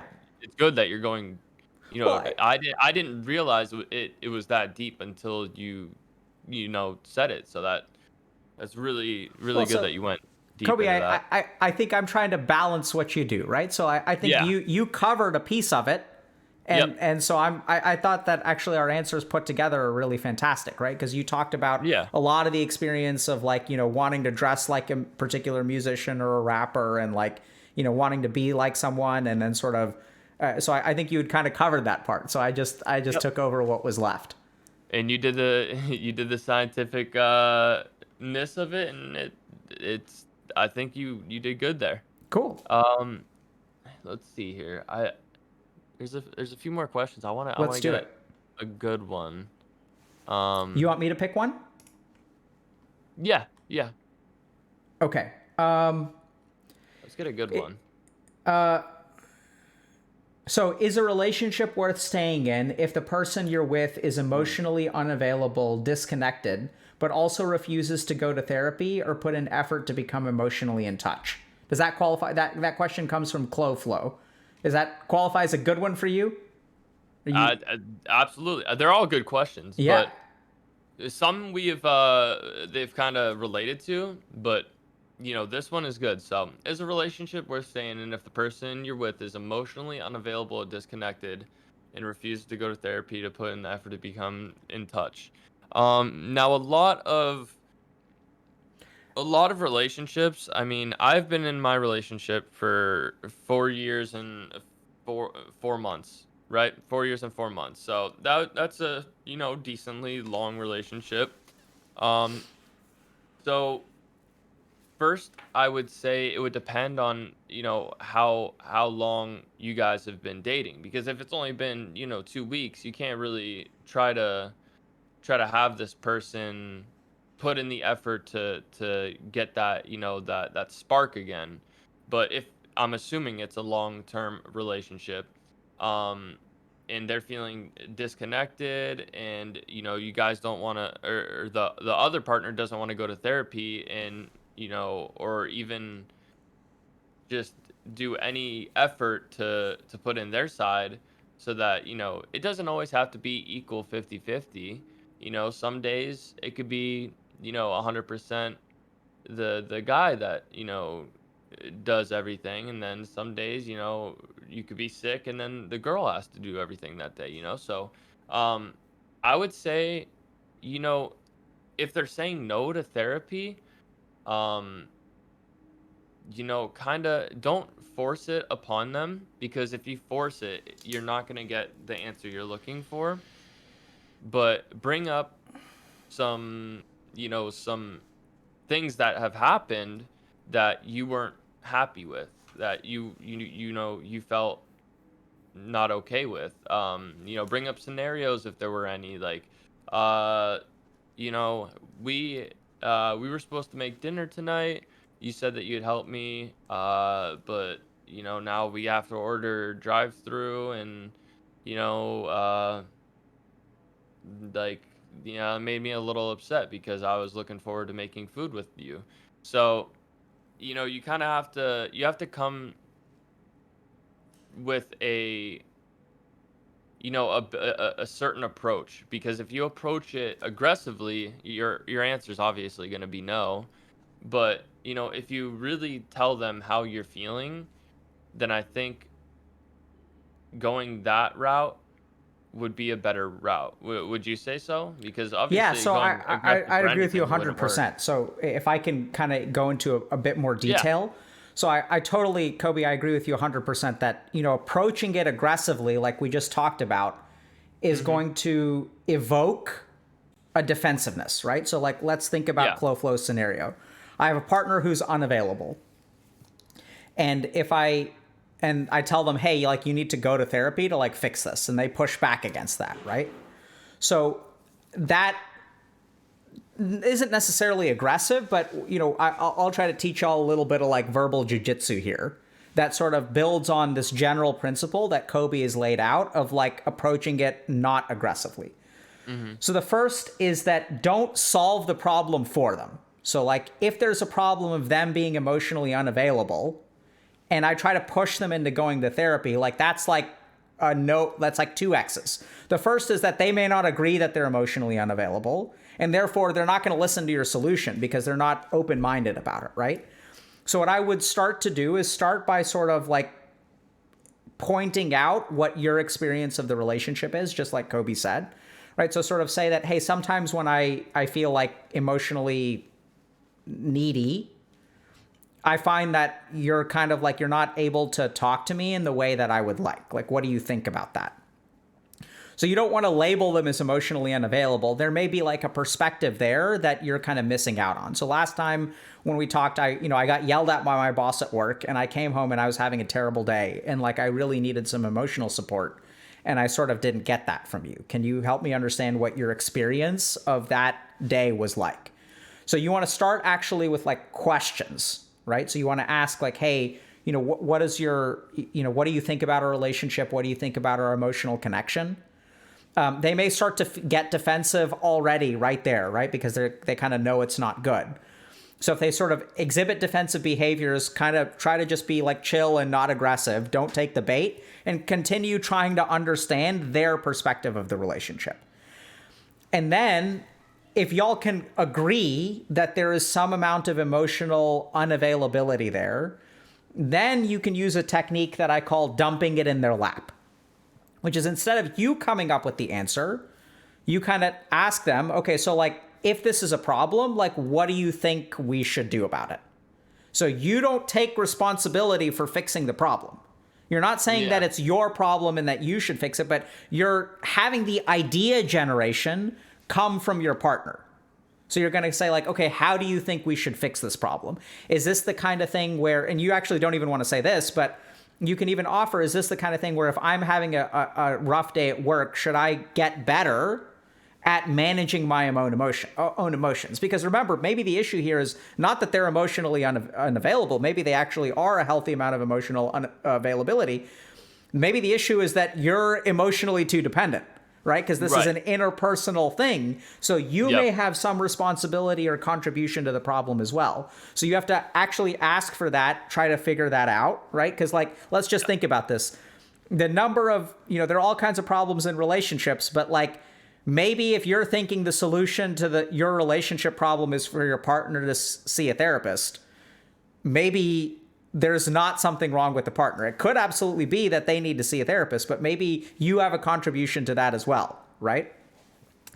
So, Absolutely. and kind of let them problem solve, right? So you want to say like, hey, how should we deal with this? The fact that I have emotional needs that are up here, you have emotional availability that's down here, which doesn't necessarily mean you need to come up to my level. Like maybe we need to meet somewhere in the middle, but you don't even want to say that. You just want to say, it seems like I have emotional needs that you're not able to meet. So how should we deal with this?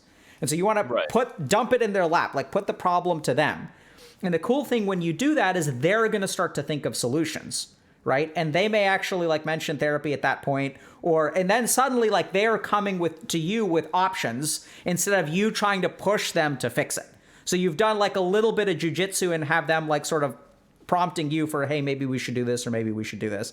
And then you'll also see what they feel comfortable with, right? Because maybe what they say is that, oh, I just want to like work on this on my own. I don't want to go see a therapist. So you're like trying to diagnose them with a problem and push them towards a treatment both at the same time. Whereas if you really look at behavioral change and how people engage in like fixing themselves. So for example, if someone's trying to lose weight and you're like, let me get you a gym membership, maybe that's not their style. Maybe instead of getting a gym membership, they want to go for jogs, or maybe they want to start doing Pilates, or maybe they want to focus on nutrition instead of exercise. So there are all kinds of ways that people can solve problems. And so one of the key things is to let them have some of the power in determining how this problem is fixed. And then you are much more likely to encounter a smoother path and less resistance. I agree. I also think when approaching, this type of thing, it should be on a day where, you guys are both in a good mental space, because if your partner is having, in very overwhelmed, stressed day and you approach this on that day, the results are going to be different than on a good day, where you're both having a good day. So That's a I really just wanted great to point. add that in. Yeah, Yeah. that's huge, man. Like, so delivering feedback about a relationship when tensions are high is the worst time to do it. So any Yeah. kind of criticism you should have, you shouldn't tell your partner, just to like play with this example a little bit. Really great point, Kobe. Mhm. The day that you feel like your partner is emotionally unavailable is not the day to tell them to go to therapy, right? You Yeah. want to wait till things have calmed down and then have a conversation about it when both of y'all are like kind of calm and cool and in a good mood.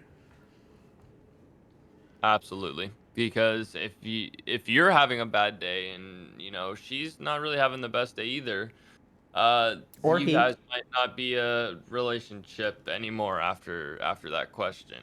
You never know what can happen, but when you're approaching stuff like this, you do want to have, you want to make sure it's the appropriate time because like people say, think before you say. You want to make sure it's the appropriate time, and that the build up for it, was appropriate.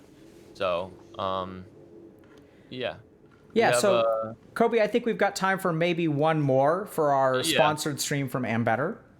yes, So this is a sponsored stream. If y'all are tuning in just now, we're being sponsored yep, by Ambetter, which is America's #1 marketplace health insurance that's really focused on supporting body and mind. So they have a lot of excellent options for mental health care, which is exactly what we're talking about today. absolutely. And mental health is extremely important. We have three questions that we can pick from here. I just want to look at them real quick to wrap this up. Again, like you said, this is a sponsored stream, and I hope that you guys have enjoyed it so far and have learned, or you know, maybe even had the urge to push yourself to make that next step in your life, to make that change, whatever it is. But I'm looking for a good wrap up question.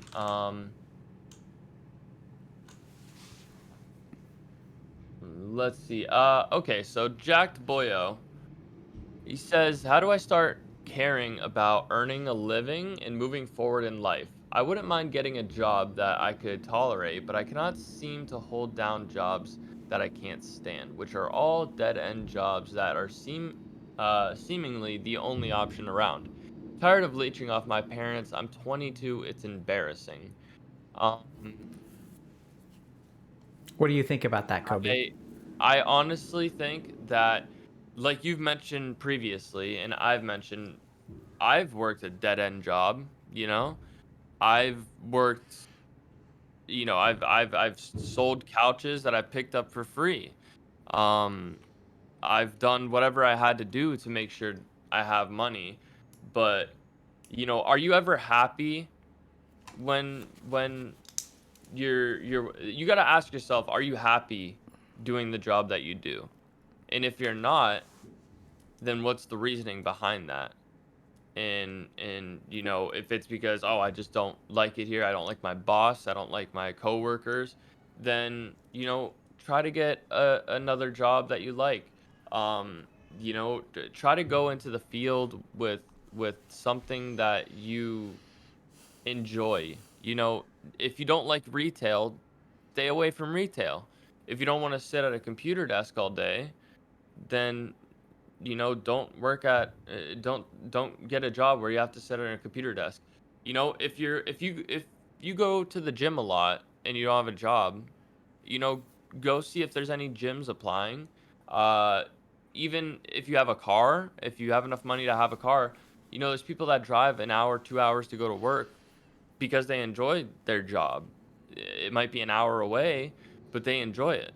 So Yeah. So you shouldn't be embarrassed of leeching off your parents at 22, because there's people that live with their parents until they're 50. And leech off them. So I just wanted to, get around that, because, getting a job that you genuinely enjoy is very hard, but that is your goal in life, is to get a job you enjoy so that you can work, and get retirement and live the life that you want to live. So I would say there's kind of an internal way to address this question, and there's an external way to address this question. Right. So what I would kind of say is that, so the question from Jack Boyo is, how do I start caring about earning a living and moving forward in life? So the That's first where I thing, skipped over the caring. Yep. yeah, so I think there's a caring component. I wouldn't mind getting a job that I could tolerate, but I cannot seem to hold down jobs that I can't stand. So the interesting thing there is that there's an internal component that you can't stand something about the job, which are all dead end jobs that are seemingly the only options around. So the only options around. So that's kind of a little bit Yeah. external. So here's what I'd say. If you're someone who's kind of like stuck in dead end jobs and you want to be independent and you're 22, how should you manage that? The first thing to understand is, why can't you stand the job? And this is where, like, if I'm engaging in some kind of behavior, how do I tolerate things that I don't like? And like, how do I manage that? So like, I may dislike biochemistry. I mean, I sort of did. But, Me too. like, even though I sort of can't stand it, I sort of have to stand it in order to kind of like move to the next step, right? So the one thing that I would really consider is, what makes your job so intolerable? Because chances are it's not the job itself, it's the job's effect on you, right? So Right. if I'm in a dead end job, why don't I want to go? It's because I think of it as a dead end job. So my mind is telling me this is going nowhere. I'm not getting paid enough. I'm going to be doing this for the rest of my life. Nothing is ever going to happen. And then you end up not being able to hold the job, all because of this internal dialogue that you have in your head. So I'd start by sort of thinking a little bit about, what is it that you can't stand about that? And is the can't stand it, is that really coming from you, or is it coming from the job? Jobs can suck. Like, I'm not saying jobs don't suck. Jobs, there can be good jobs, there can be crappy jobs. The key thing, though, is that for any given job, whether it sucks or it's a good job, your tolerance of it is internal. The attitude towards which you approach the job is something that you can work on internally. And this is the real problem, is that I see people who have a particular attitude towards a job, and then they go job shopping. But the problem with the job is what they carry inside them. It's not from a job. So then I try this thing, and I try this thing, and I try this thing, and I try this thing, and I'm looking for this perfect job that will solve an internal problem. Whereas the work that you need to do is actually like internal. Right. The flip side of that is that there is absolutely an external component, which kind of Kobi referred to, right? If you like, working at gyms and you like working out, maybe you should become a personal trainer or like try to do something aligned with your interest. But this is something that I've really seen that's super problematic, especially of this generation, which is that, this person is saying all the dead end jobs that are seemingly the only options around. And that's kind of where I like wonder about how are you actually looking for a job? So in my experience, the majority of people of our generation get so many informational options presented to us that we don't really know how to investigate things. So we're like really good at Googling stuff, but we're not quite as good in terms of like finding the right job because Google doesn't give you the answer. So as a generation that's like kind of dependent on Googling things for answers, if Googling doesn't work for us, we're not really able to do authentic investigations of options. And so what we end up doing is sort of like, selecting from what the world kind of sends our way. And the jobs that suck are the ones that have to be heavily advertised and therefore will show up on your doorstep, right? Because the really good jobs, people don't need to advertise. They're not working hard to like, advertise them and let you know about them because they're coveted jobs. So what you need to actually do is start looking more aggressively. So this is what the one, and I think the person even understands that because they use the word seemingly, which are all dead-end jobs that are seemingly the only options around. So even in your own mind, there are other options around. It's just they're not easy to find.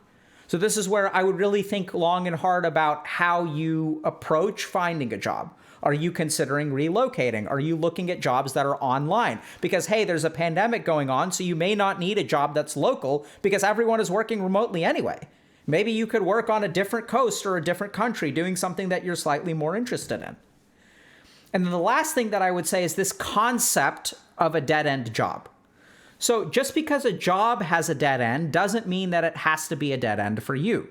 So let's think about this. Let's say I have no work experience. The only options that I have are dead-end jobs, right? So I can only have a dead-end job. So my first job was serving ice cream. That doesn't go anywhere, right? I can't go from serving ice cream to like anything potentially that I was interested in. Can't move up, higher than. And at the same time, working for 1 year serving ice cream opens up more doors than getting the ice cream job in the first place. Because now I have 1 year of work experience, right? Now I can go to someone else and say, hey, actually during the year that I opened, I closed, I was responsible for this stuff. I manage this kind of thing. I have good customer service skills. I'm really good at dealing with Karens, because they come into the ice cream shop. And so like, do y'all have anyone who, do y'all have a need for someone who is independently responsible, can do whatever rote work that I need to do, and is actually like pretty good at dealing with Karens? Do you guys have any kind of customer support role at your crypto startup? Do y'all need someone like this? And then like suddenly like the skills that you get from your dead end job can open doors to other jobs. So that job may be a dead end, but this is like kind of like upgrading gear, right? So like just because I get a piece of gear and it's a dead end because I can't upgrade it further, it does absolutely, that gear that I equip, even though it's not end game gear, it allows me to do additional content that lets me upgrade my gear. So the problem with the dead end job mentality is everyone is looking for end game gear at the very beginning of the game because they want something that has the lifespan, but that's just not how it works. You got to start with some crappy job and then upgrade to a better job and then upgrade to a better job. It's not that piece of gear that's going to carry you the whole way. So it's like, when I had my first research position, on there it was like, hey, I've done ice cream.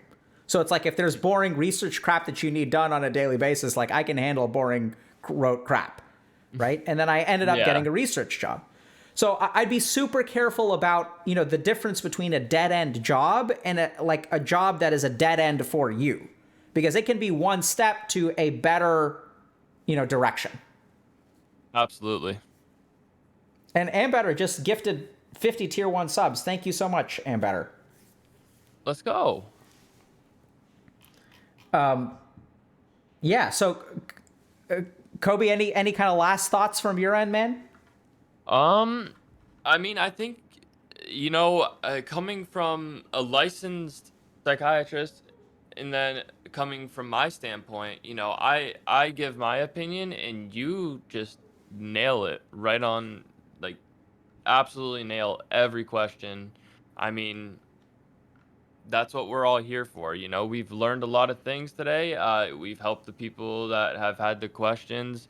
We answered their questions. I think we helped a lot more people than you think in general, just to maybe even get that motivation to, because there's a lot of people that I've read messages in my chat saying, this is my current state right now. I don't enjoy my job.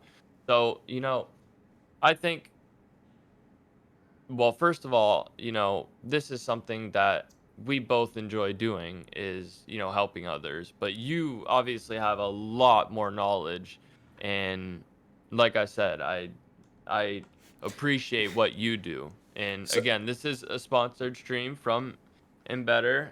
But from me to Dr. K, I appreciate what he does, because that is something that I do, but in a much smaller community. So, and he has more knowledge. So I really do appreciate that. So, you know, so Kobe, I wanted to thank you because I think your perspective is invaluable as well. I mean, I think that's kind of why we set this up this way, right? So I think you have yeah, a very personal experience with a lot of these kinds of things. I think you add a lot of life and color to these topics. So I really, really appreciate it. I think we're actually like a really good combo. I And agree. and I also want to give a shout out to Ambetter for allowing us to do this work, sponsoring this kind of work. As a psychiatrist, sort of trying to deal with mental health problems on a scale that I can't deal with on my own. That's why we stream on Twitch.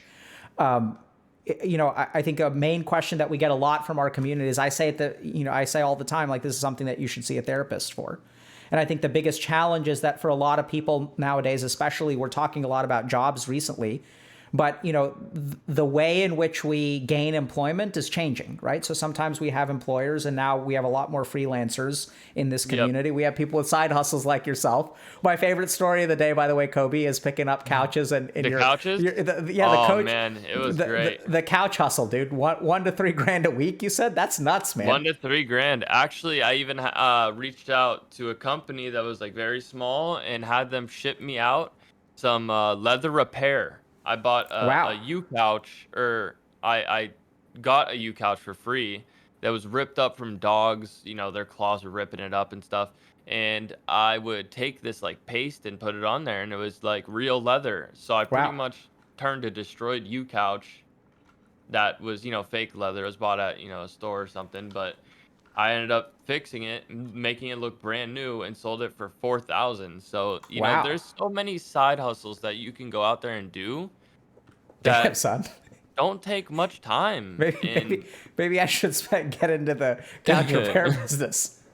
Anyway, just wanted to say huge shout out. So for as I was mentioning, I think a lot of people need mental health care, and part of the reason that absolutely. we were super happy to have this partnership with Ambetter is because every single one of their plans includes some kind of mental health component, and they're sort of dedicated to helping body and mind. So we're really happy with that.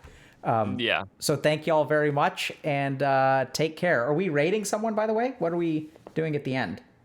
Yeah, are we rating, or We got to send. I mean, we've got a bunch of people here, so we let's send them do? somewhere. Where do y'all want to go? Anything that's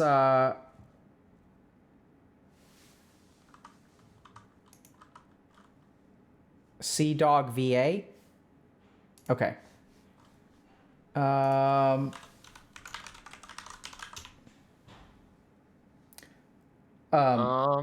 Let's see here. oh well, I mean, if you're streaming now, Kobe, we can I'll just Oh raid no, you. I'm gonna go live in like an hour. Okay. I'm gonna eat some food. So you want to just tell us a little bit about what people can expect on your stream when you go live in a when you go live in an Yeah. hour? I mean, pretty much, I am a lot more open. I mean, obviously, this was a sponsored stream, but I'm a lot more open for what I have done in my life and how I got to where I am now. From severe depression, multiple attempts of self-harm, to where, I haven't had a depressive episode in 8 months. And, the differences between medications, SSRIs, benzodiazepines, uh, I'm open about those types of things in my stream, and I also am a high tier player, I'd say, in Apex Legends. I, just play a lot of Apex, and yeah, sometimes I been some slots like once a week, but that's pretty much it.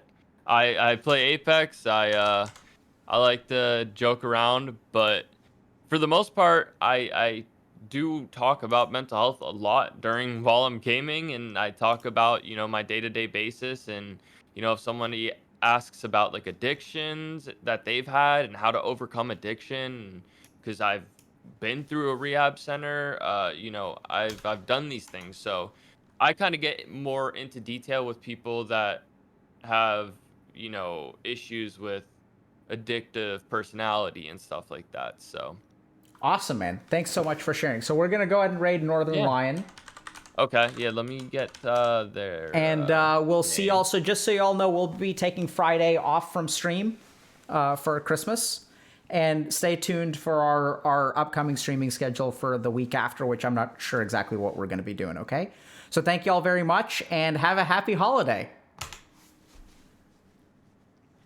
So, Who are we hosting? I'm going to raid Northern Lion. Okay. Is that like somebody you know, or was it a suggestion? It was a suggestion. So I don't think we've Okay. talked to Northern Lion, but they're playing Super Mario 64, so super wholesome. Okay. I like that. I'll go to your stream and